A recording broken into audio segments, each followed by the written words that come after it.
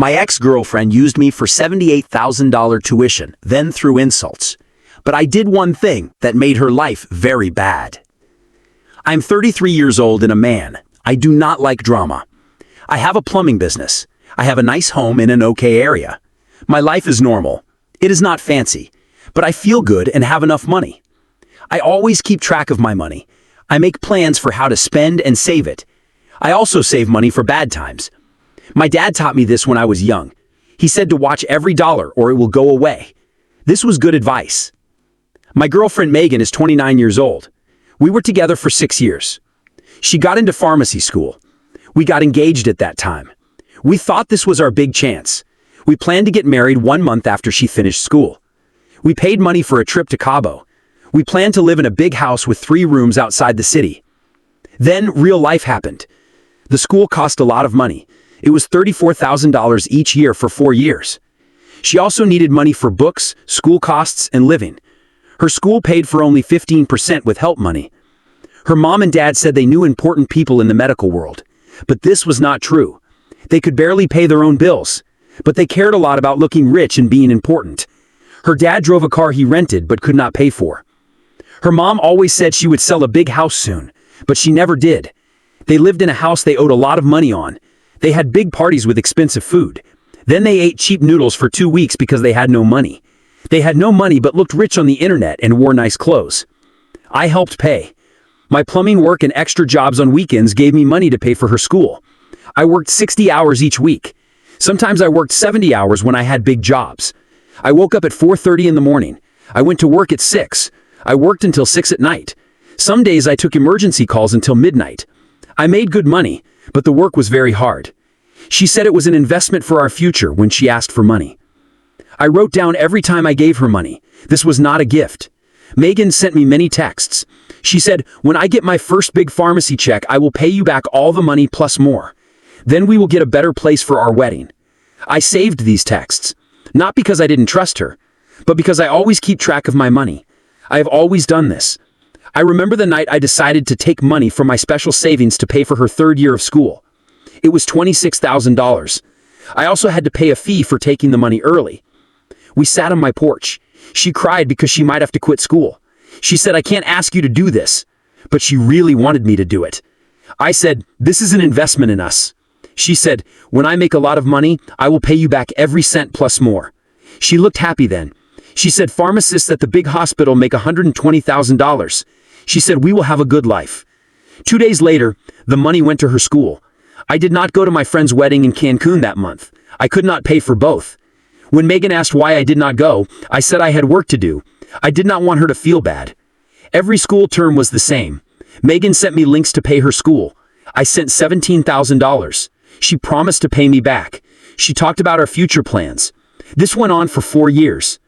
I paid about $78,000 in total. I worked many 70-hour weeks. I took no vacations. I always said sorry when I could not go places. I said I had an emergency work call. At the same time, her Instagram showed her having fun. She ate at nice restaurants with her school friends. She went to her parents' second home on weekends. She wrote that taking care of yourself is important during school. It was funny that her way to take care of herself was to spend money. My way was to make money. My good friend Ronnie knew what was happening. We were playing pool at our bar. He said what I did not want to hear. He said, "You paid more for her school than for your truck, your home, and your savings for old age put together." He said this while he was playing pool. At the same time, she posts on Instagram about trips with her friends. I said, "It's an investment. When she gets her license, we will be good." Ronnie put the ball in the hole and looked at me.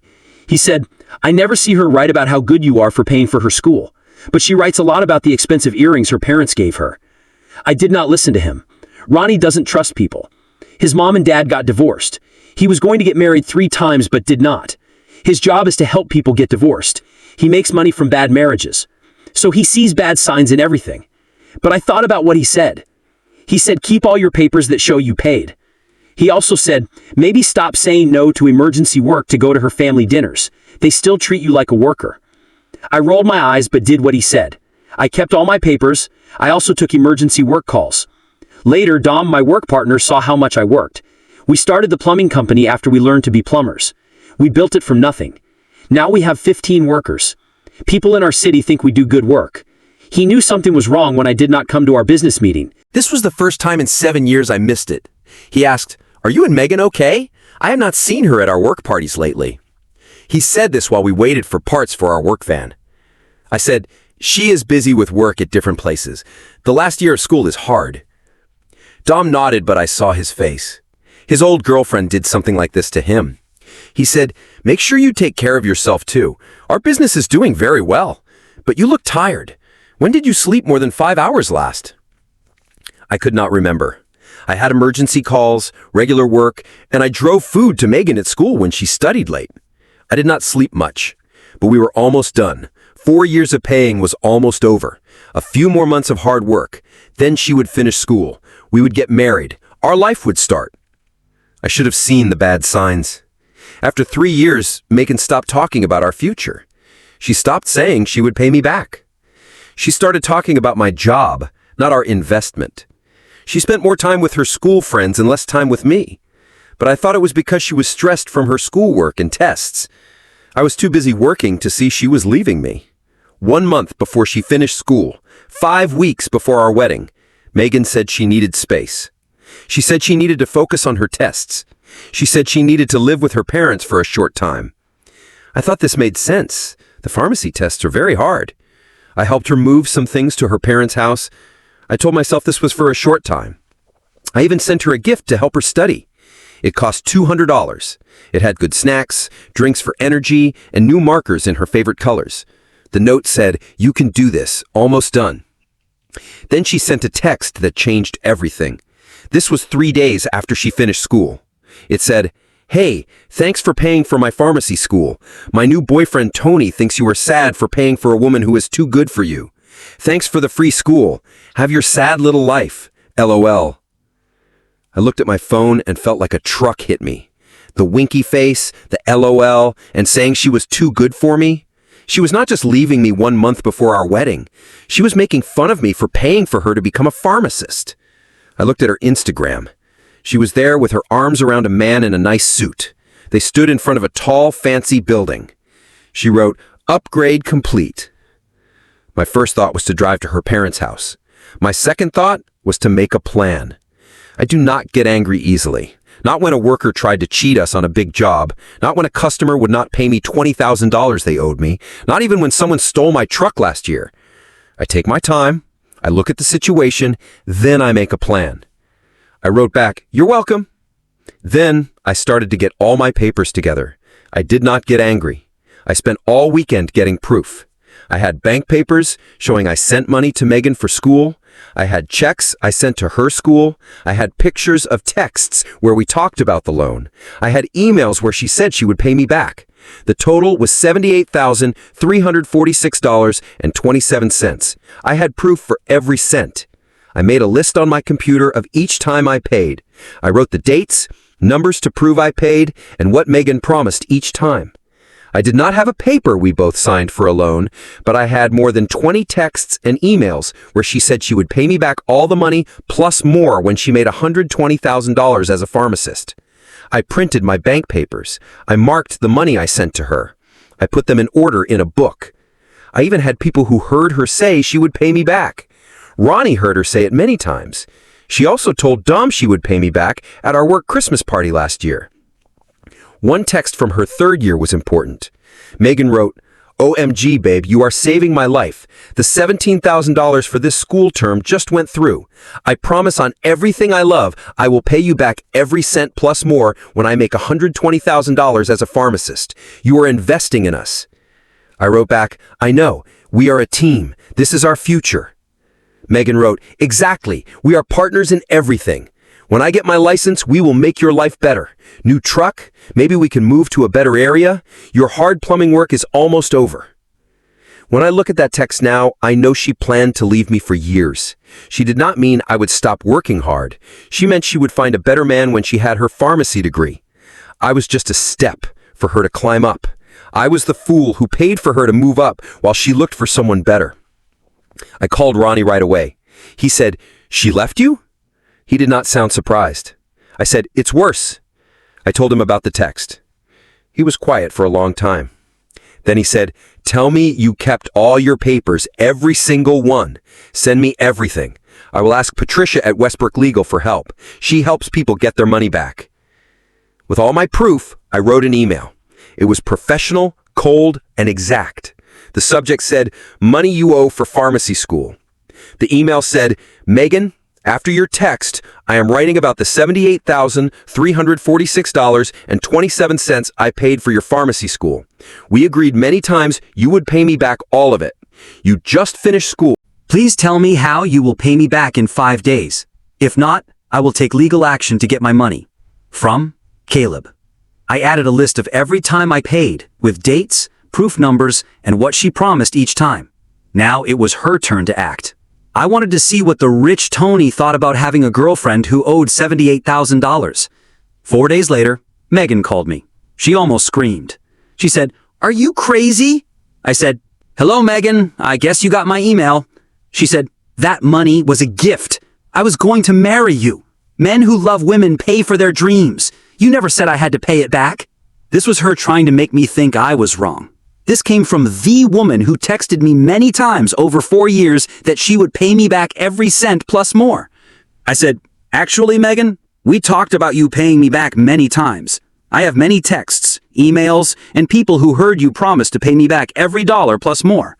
She said, "You are just sad and jealous. Tony makes 3 times more money than you at his job. He said your email is blackmail. He is talking to his family's lawyer about it." I said, "Asking for money back that we agreed on is not blackmail, Megan. And I'm sure Tony, who works with money, understands loans and promises. But what he thinks does not matter for our agreement." She hung up. 3 hours later, her father called. He said, "What kind of mean game are you playing? Trying to get money from my daughter after you broke her heart?" I said, "What? Mr. Wilson, I gave Megan a lot of money because we agreed she would pay it back. I did not break her heart. She ended our wedding plans with a text 3 days after she finished school." He said, "That's not what she told us. Anyway, Tony's family has a lot of money. They don't need your working person money. Stop this mean fight now." He hung up before I could answer. It sounded like they really wanted Tony's money. Maybe he did not know how much. It felt like a strange dream. To Megan and her family, I was the bad guy, the jealous old boyfriend trying to get money from a good woman. I could not believe it. Then Megan's cousin Heather sent me messages on Instagram. She said, "Wow, you are acting small and trying to ruin Megan's life because she found someone good enough for her. You seem desperate and scary. Tony's family knows important people who can destroy you."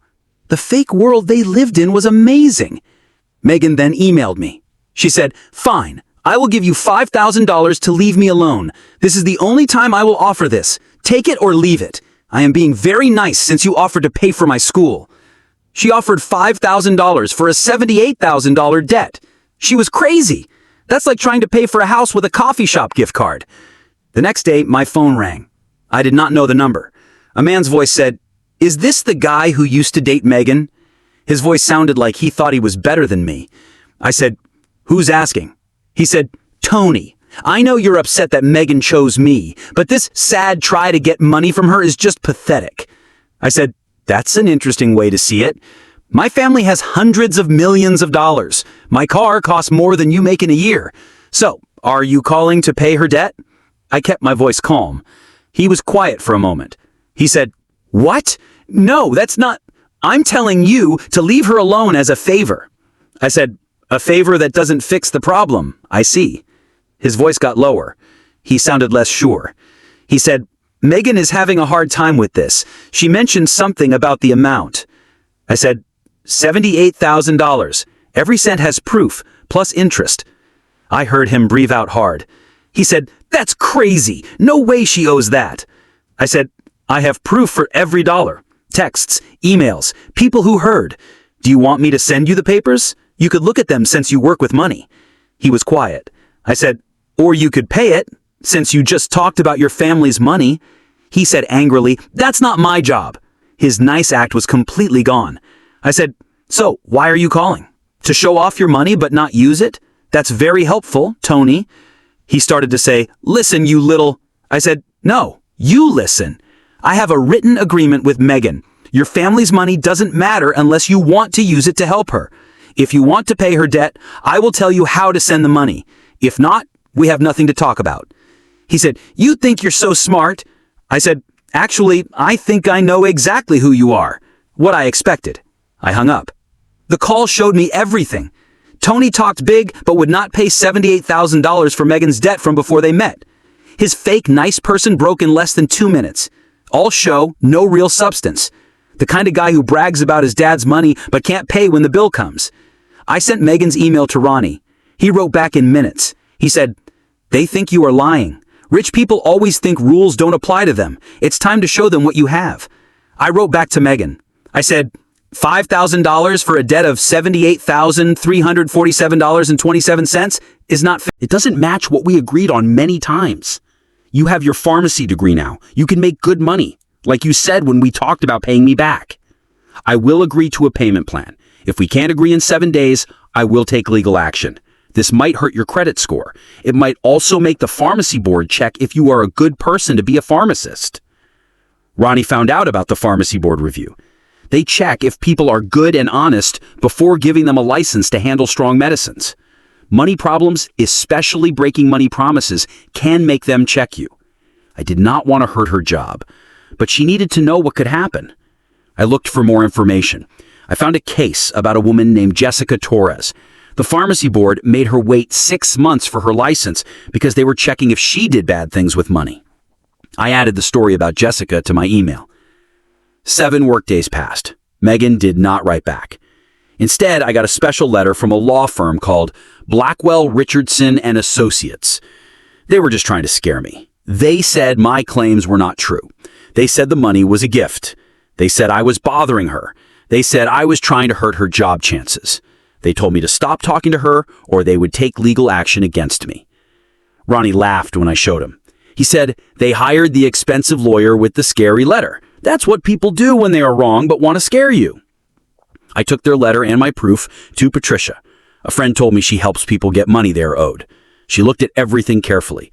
She spent 2 hours looking at my papers. Sometimes she nodded or wrote notes. She said, "Your papers are perfect. Their letter is just trying to scare you. It has almost no real content. Their threats against you won't work in court." She wrote a formal letter asking for the money. It gave Megan 21 days to pay all the money or agree to a good payment plan. If not, they would go to court. The letter was direct. It talked about specific laws and showed how strong my case was. No pretending, no scaring, just true facts. 3 days after she got the letter, I got a call from my work phone. I felt sick when I saw the number. Janet, who helps our customers, said, "Can you come to the office?" When I got there, she looked uncomfortable. She said, "We got a complaint about you. It says you are using work things to bother your old girlfriend." I said, "What?" She gave me a paper. It had emails from my work email to Megan, but someone changed them. They took out the parts about paying me back. It looked like I was just mad she left me. I said right away, "These are fake. I have the real emails and can prove it." Janet looked happy. She said, "I thought something was wrong. The complaint came from someone who isn't even our customer, a Mr. Wilson. He wants us to take away your business license because he says you bother people during work time." I showed Janet the complete emails from my personal email. I showed her the proof that I paid Megan. I showed her Megan's first text. Janet said, "Wow, they are really trying to close your business because of this." She said, "We will ignore this complaint. I think you should keep all papers from these people. They seem like trouble." That night, I told Ronnie about the complaint. He drank his soda and said, "They are getting desperate. First, they tried to scare you. Then they tried to pay you less than you are owed. Now they're trying to ruin your job. What's next? Will they say you hurt them?" What he said turned out to be true. The next day, I got an email from one of our big business customers. They manage buildings and we do all their plumbing work for 15 buildings. The email said, "We got some information about possible legal problems with your company. Can you tell us about the harassment claims?" Someone had contacted my customers. This was too far. I called the property manager right away. I told him what was happening. I offered to show him my proof. He sighed. He said, "I thought it was not true. The email came from a random Gmail account. The person said they were a worried citizen. I know you're not that kind of person, but I had to ask." I said, "Thank you. I have a money problem with my old girlfriend. She's trying not to pay me back a lot of money by causing other problems." He said, "I understand. My ex-wife tried to get me fired when we got divorced. Just keep doing good work and we will keep using you." The problem was solved, but I was very angry. They were now trying to ruin my business name so they would not have to pay me back. This was not just about money anymore. It was about doing what is right. A friend from college, Tara, contacted me. She had heard different stories about what happened. I showed her Megan's text and all my proof. She said, "Wow, that's mean." She told me about Tony.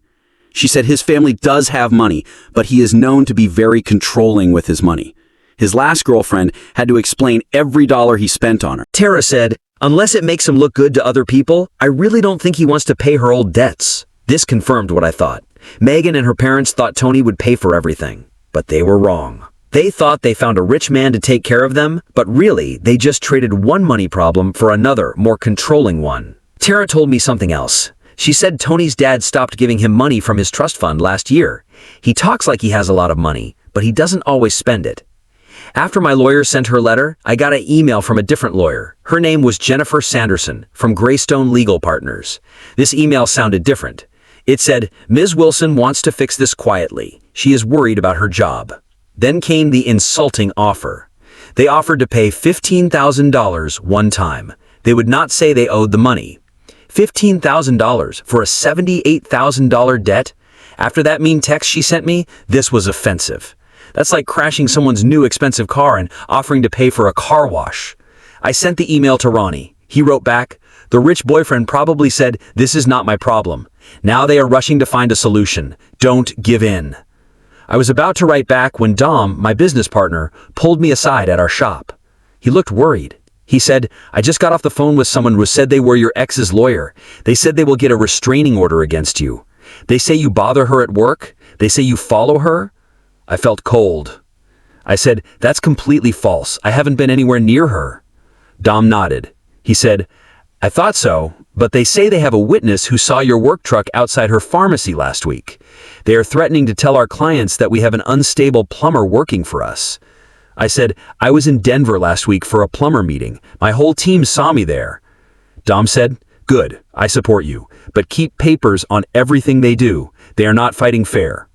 That night, I met Ronnie at our usual bar. I was very angry. I said, "They are trying to ruin my name." My voice was shaking a little. "False business complaints, fake stories that I follow her. What is wrong with them?" Ronnie put down his drink. He said, "They are trying to make it too hard for you to get your money back. This is what abusers do. It's called Darvo. They know they are wrong, so they are trying to make you look like the bad guy."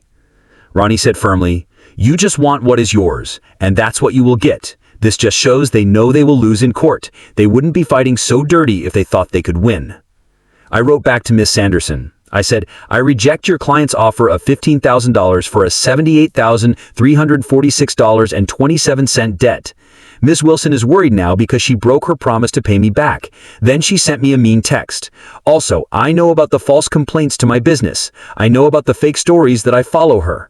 These lies hurt my name and might be crimes. My terms have not changed. All the money plus interest in 21 days. If not, I will take you to court. I will also report all the false stories to the police.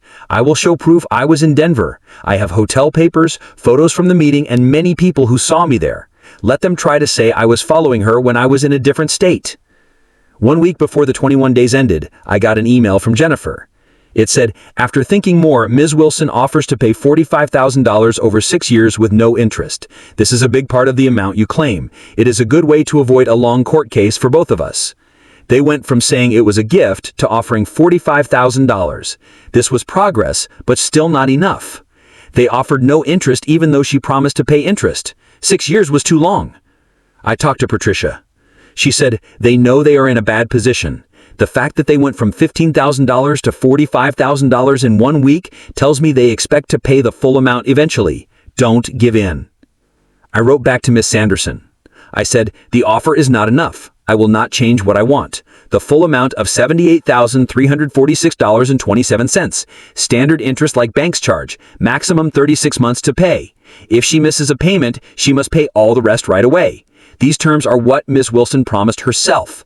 I now have proof of many attempts to hurt my business and name with false stories. If she does this again, I will take her to court. You have 5 work days to accept these terms."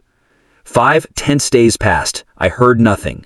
Patricia and I prepared court papers. We were ready to go to court as soon as the deadline passed. At 4:52 p.m. on the last day, I got an email. It said, "After talking to our client, we accept the main terms. The amount is $78,346.27. Interest is 5% from when she graduated. She will pay over 36 months. If she misses a payment, she has 10 days to fix it, or must pay all the rest. This depends on keeping this private." They accepted my main demands. They knew they could not win. All their pretending, threats, and tricks had failed. I wrote back, "The terms you offer are good. I need to see the written agreement first. Please send me the papers." A week later, I signed the final agreement. Megan did not come to sign it. She sent her lawyer instead. That was fine with me. I did not want to see her either. Tara told me that Megan passed her pharmacy tests. Tony, the rich new boyfriend, was very angry about the money problem. He refused to help her. He made it clear her debts were her problem. Megan did not get the good hospital job she talked about. She got a job at a grocery store pharmacy. The agreement meant she had to pay about $2,350 every month after taxes. She also had her own student loans to pay and living costs. Her parents and cousins suddenly would not talk about it. No more threats about ruining me or talks about how I was not good enough for their daughter. It was amazing how fast they went away when I called their bluff. It has been 14 months. The payment agreement is legal. The amount is $78,346.27. Interest is 5%. She has 36 months to pay. She pays $2,350 each month. Megan has paid every month. She has made 14 payments. She has 22 more to go. She always pays on the last day before she would break the agreement. My plumbing business has grown. We now have a second location. We grew fast. We got new vans. We hired more workers. We took over the customers of a plumber who retired. I took my first real vacation in 5 years. I went to Hawaii for 2 weeks. I did no work. No emergency calls, no money lists, just beaches and walking paths. I put money back in my retirement account. I bought some houses to rent to people. I even started a small business taking care of big buildings. I found out I did not need Megan's pharmacy money to have a good future. I just needed to stop paying for someone else's life. What happened to Megan? Tara told me that Tony left her 3 months after she signed the payment agreement. At a dinner party with friends, he said, "I don't want to pay for someone else's money problems." So much for her rich man to take care of her. Her job is at a grocery store pharmacy. She works nights and weekends. This is not the hospital job with lots of money and promotions that she wanted. Now she lives in a small apartment with 1 room. She has a roommate. Her parents, who pretended to know important people but could barely pay their rent, stopped talking to her when Tony left and the lawsuit started. Then, when I thought it was all over, something unexpected happened. About 5 months after she started paying me back, I noticed small things. I got a call at 2 in the morning from a hidden number, no message. Then another call the next night. A week later, I found a coffee cup from our favorite coffee shop on my car in the morning. Nothing else, just the cup. 2 days after that, flowers came to my door. There was no card. When I called the flower shop, they said a woman who looked like Megan paid with cash. I put a camera by my door. I saw her walk around my building 3 nights in a row at 3 in the morning. She just walked in the parking lot. Sometimes she stopped and looked up at my apartment. I showed Ronnie the videos. He frowned and said, "This is getting to the point where you might need a restraining order. She is losing her mind." Then I started getting texts from different numbers I didn't know. They always came late at night. They said things like, "Do you think about us? I made a mistake. We should talk. You can't ignore me forever." I never answered. I just wrote down everything. I blocked each new number. I saved pictures of the texts and sent them to Patricia. This was not just uncomfortable, it was getting worse and could become dangerous. 3 months ago, it got worse. Megan came to my apartment building at 11 p.m. on a Friday. The security camera showed her walking back and forth outside for 20 minutes. Then she got someone who lives there to let her in. She was clearly upset. Her hand shook as she banged on my door. Luckily, my building has good security cameras. I opened the door but stood in the doorway so she could not come in. I said, "What are you doing here, Megan?" She said, "We need to talk." Her eyes were red. She said, "This payment plan is ruining me. I can't live like this anymore." I said, "That's what happens when you pay back a loan. It's your responsibility." She started crying. She said, "I'm begging you, make the payments smaller. Give me more time to pay. Anything." For a second, I almost felt sorry for her. Then I remembered the business complaint, the fake stories that I followed her, and how she tried to ruin my name. I said, "The agreement stays. Leave or I will call the police." Her face changed right away. She hissed, "You think you're so smart?" She tried to push past me into my apartment. She said, "You think you've won?" I blocked the door. I said, "Leave now, Megan." She said, "I will tell everyone you hurt me. I will say you made me sign that agreement. I will tell your clients you follow me." Who do you think they will believe, the pretty pharmacist or the dirty plumber? There it was. Her real self showed, the same person who sent that mean text. I said quietly, "Every word of this talk is being recorded. The building security is recording it. I am recording it too. I have proof of every time you drove by, every text from a hidden number, every flower delivery. You are not the victim here, Megan." She blinked. She was surprised for a moment. I continued in a calm voice, "You said I was pathetic for investing in you. It turns out I was just early to get my money back."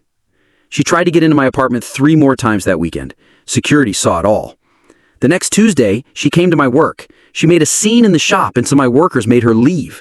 She was yelling about how I ruined her life and stole her future.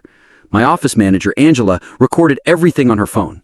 Dom called the police. By the time they came, she had left. But the harm was done. My workers were upset. I had to call an emergency meeting. I explained what was happening. I left out the personal details. I just said my ex owed me money, would not pay, and was now bothering me. They supported me, but I could see they were worried. This was not just about me anymore. It was affecting my business and my team. Ronnie did not hold back. He said, "Get a restraining order now. This is not about money anymore. She is crazy." Patricia helped me get a temporary restraining order. The judge gave it to me because of the security videos, what happened at my work, and the scary texts Megan sent. One text said, "You'll regret this, and I know where you sleep." 2 weeks later, the judge made it permanent for 1 year. The judge said Megan's behavior was getting worse, and she would not respect boundaries. The restraining order says we can only talk through our lawyers about the payment money. She cannot come within 500 feet of my home, work, or me.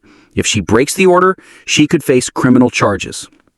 The day after I got the restraining order, her father called me again. This time, he sounded different. He sounded tired and old. He said, "I just want to understand what's happening with my daughter. The restraining order, is it really needed?" I said, "Mr. Wilson, she came to my home at 11 p.m. She tried to force her way in. She threatened to lie and say I hurt her. Then she came to my business and caused a scene that scared my workers. What would you have done?"